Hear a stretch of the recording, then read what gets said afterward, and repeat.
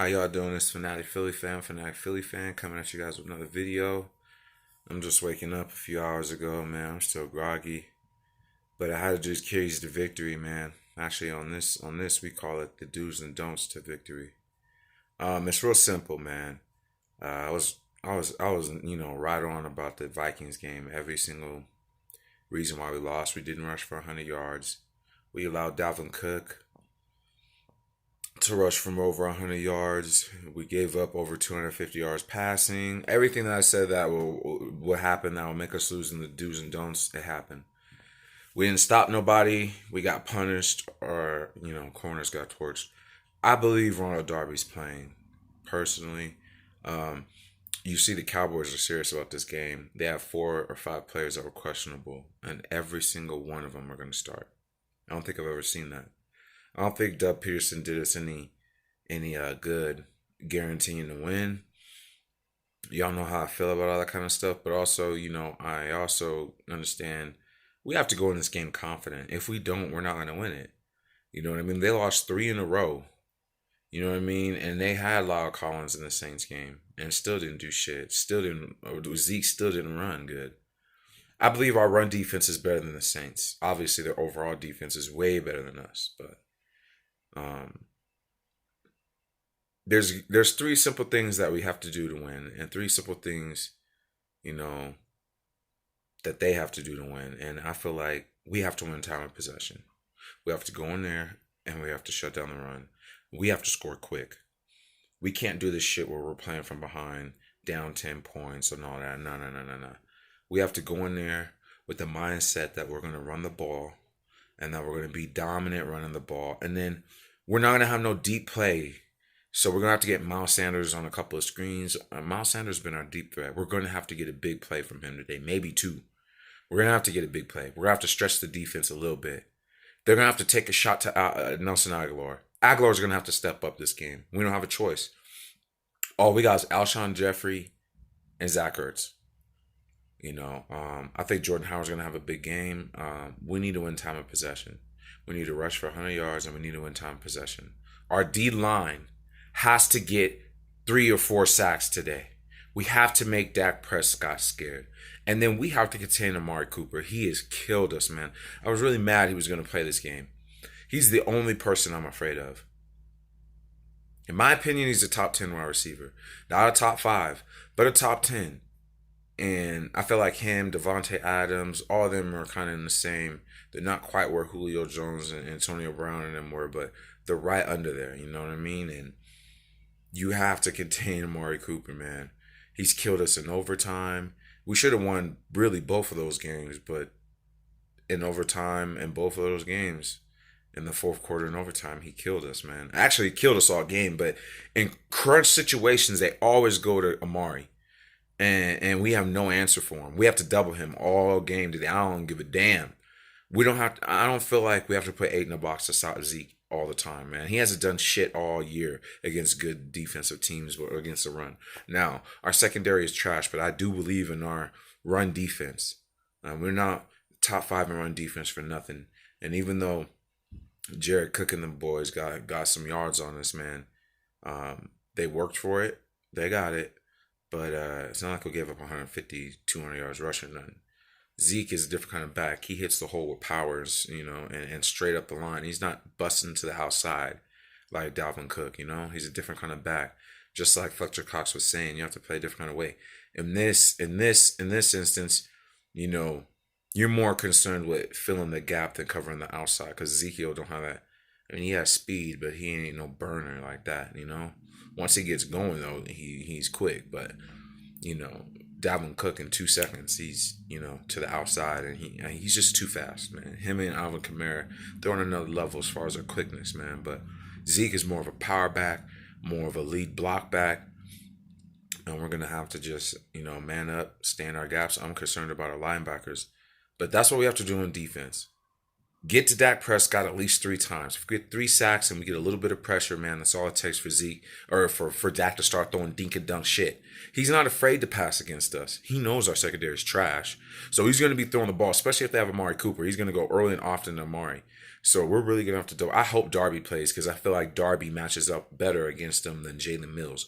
Jalen Mills kept getting burned on double moves by Amari all year last year. So I really hope Darby is playing so that Darby can cover him. He's a little bit. I mean, him and Mills are both short, 5'10", but I'm more comfortable with Darby. He has more speed. I feel like he has a little bit better coverage skills than Darby, and he don't get like he'll give up a chunk play, but he won't get burned for like a 30, 40-yard touchdown often. He'll most of the time just give up a 10, 15-yard catch. I could live with that. Make him work and go down the field and make the right plays. But all these 20 and 30-yard bombs for touchdowns are annoying, man. Because our defense is good in the red zone. We have one of the top 10 defenses in the red zone. The key is teams play action and bomb on us. And if you notice, that's what Dallas, that's the only passing game is to bomb. They don't, when they take shots all the way down the field, like deep to Amari Cooper, they do it off play action because those linebackers are going to stop to try to get Zeke. And that gives no help to the corners from the linebackers. And you just better hope your safeties are in the right position. And then they don't bite too. And I feel like Jim Schwartz, he blitzes, he blitzes Jenkins, he blitzes, damn, I'm having a brain fart. He blitzes our safeties, our free safeties too much, man. He blitzes Jenkins too much. He blitzes, McLeod too much. He just blitzes our free safeties too much, our strong safeties. And we need help. And too many times are on the island. Too many times they're confused. They don't know who's supposed to be helping who. That's not going to fly this game, man. I mean, we pissed Dallas off, and I'm all right with Doug saying what he said. We have to go in there confident. I'm not tripping if you say you're going to win. But when you say this opponent can't beat us or we're not afraid of this opponent, I'm not, being confident is different. But when you're just disrespectful and not respect your opponent, there's a huge difference in that. And I feel like a lot of people, in my last video, us being, cocky, I feel like every year at the beginning of the year we're cocky and then we get humble. And then we pull on strong at the end of the year. But we ain't got no Nick Foles magic. We're going to have to do it with Wentz. And I'm just tired of seeing this team let Wentz down. I'm tired of seeing Wentz have a good game, or at least Wentz doing what he's supposed to do in crunch situations, and us still losing. Wentz did everything in that, at least 2 or 3 times in that Atlanta game we could have won. Even after Julio Jones ran that back with like 3 minutes left, we still could have won that game. Alshon Jeffrey dropping passes, 8 drop passes total. We lead the league in drop passes. Our wide receivers are horrible. Even Alshon Jeffrey is dropping shit left and right. He'll make more catches than anyone else, but he'll still drop passes that are clutch. And I'm just like, man, I'm tired of us having the lead in the fourth quarter and losing games. Besides the Vikings game, I can remember 3 losses in a row where we were in the game in the fourth quarter with the lead or right there to take the game, and our offense lets us down and our defense lets us down. Most of the time, really, it's our defense. But our offense, too, at crucial situations, they don't help us. They'll get the lead by a point or two, and then our defense will give up a touchdown after our defense. Like, even in that Atlanta game, our defense from the second half didn't let them score to the end of the fourth. But that was a touchdown that broke the camel's back. And the offense was starting to come back. And our defense held them to 7 points in the second half, which should get you a W. But we were already down by so much. Our offense lets us down at the worst time, and our defense lets us down at the worst time. So we're never in sync. That's what's been our problem all year. If one is playing good, the other one isn't. Our offense and defense have rarely been in sync. If you notice when Nick Foles was playing, our offense and our defense was doing just enough to help each other. We got to get back to that. We got to get back to calling smarter plays, man. I don't really believe in Mike Roth. I don't believe in his play calling. The only thing I do like is how he's integrated Miles Sanders into the deep threat game. I don't like anything else about it. Zach Ertz has been a non-factor. And he's the best tight end in the league to me. Him and Travis Kelce are neck and neck. How is this man? I mean, I know they're double teaming him because everyone else is dropping everything, but you got to scheme him open. I see it, Bill Belichick scheme Rob Gronkowski or Edelman open, and they're double teamed every play. So I'm not trying to hear that, man. We need better play calling, and we need to run more pick and screen plays. We used to be one of the top 10 screenplays. Even when Andy Reid was here, we were the best screenplay team. That's why Kansas City is the best screenplay team. But even with Doug Pearson's first 2 years, we were still a decent screenplay team. We used to call a whole bunch of tight end screens for Zach Ertz, remember, and Brett Selleck. We used to call wide receiver screens. And Nestled Aguilar does have speed. Get him a wide receiver screen, man. Miles Sanders, I want to see screens, man. I want to see a couple of screens this game, and I want to see us go down deep, at least attempt. Even if we don't connect, I want us to take shots. Okay? Just so they can't sit up in the paint on us and sit up in the box on us. Um, so on offense, we have to pass for 250 yards. I keep saying it. I need that breakout game by wins. Our wide receivers has to catch the ball. We have to win time of possession, and we have to have one or few turnovers. That's it. It's hard to play a perfect game with no turnovers, but we have to win the turnover battle, and we ourselves can't have more than one. We have to win the turnover battle. So those are my do's and don'ts to victory, man. And I just hope that we do. If we do those things, we'll win. If we win time of possession, we win the turnover battle, and we stop Ezekiel Elliott, or no, if we stop Amari Cooper, I'll let Gallup catch balls on us all day. I'll let Zeke.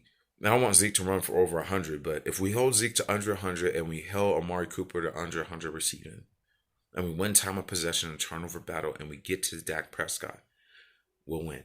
I know it's a lot of things. It's 5 things, but we got to do all 5. So good luck, man. I feel like we're gonna win this game. I'm confident. I have no problem with anyone being confident, but we're a division rival. They know us. We know them. It ain't gonna be easy. And anyone who thinks that tonight's gonna be easy just because they lost to the Jets, you're kidding yourself. There's gonna be a 1-score game. At the most a 10-point game, but I really feel like it's going to go down the wire. Both of these teams need this. Both of these teams want this. This is for first place. This game is Sunday Night Football. This is going down. And Eagles Nation, stand up. A lot of people got my last video misconstrued. I want us to be confident. I believe in us. I just don't want us to be, disrespectful and arrogant. There's a difference between confidence and arrogance. And arrogance gets you knocked the fuck out in the ring, and it gets you beat in the football game. Why do you think they released Zach Brown right after he made those comments about Kirk Cousins and he got torched the first 2 plays of the game? There's a reason why. He's sending the wrong message to our team. That's all I was trying to say. And everybody, oh, you don't want us to be confident? You want us to win and then be happy? Or not say we're going to win? What? No one ever said that. I'm just saying you don't say this man can't hurt us at all. All these players are in the NFL for a reason. They beat out hundreds of other people and hundreds of other competition that were good. So they're even a 3rd or 4th round, 7th round. Look at Tom Brady. You know what I mean? Edelman, both 7th rounders. You can't ever judge nobody or over what round they were in, or everybody has a good game. Ryan Fitzpatrick, he's not a top 20 quarterback in my opinion, but he throws for 300 yards sometimes and just blows good teams out. Any team and any player is capable of having a great game if the circumstances are right. So I'm just saying, be confident, talk your shit. Just don't be disrespectful and arrogant. There's a difference. And if you're too stupid to understand that, that's on you, man. Go Eagles. I'm confident. Let's get this dub tonight, man. Fuck Dallas.